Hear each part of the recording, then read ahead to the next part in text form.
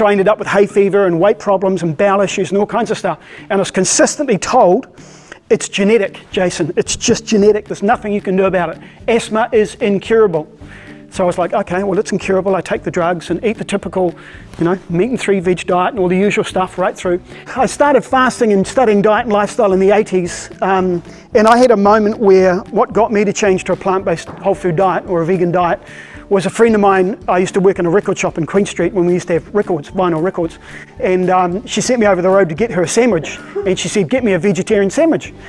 And I said, what's a vegetarian sandwich? And she said, oh, that's one without meat. And I went, okay. So I went over the road to the little food bar and I said, oh, can I have a vegetarian sandwich? And they made one and brought it back. And I said to Michelle, who I worked with, why did you ask for a vegetarian sandwich? And she said, well, you got to kill a cow to put the bit of meat in there.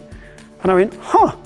No one had ever taught me that before. And I went, that's interesting. You've got to kill a cow to have the meat. No one had made that connection. And we're very clever in New Zealand. It's separating out, as we've heard about, the reality of how you grow animals in the most cruel, vile, disgusting way, just to be slaughtered in the most cruel, vile, disgusting way while their kids are taken away, and horrible, horrible process.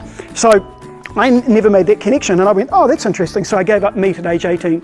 So I gave up alcohol and meat at the age of 18.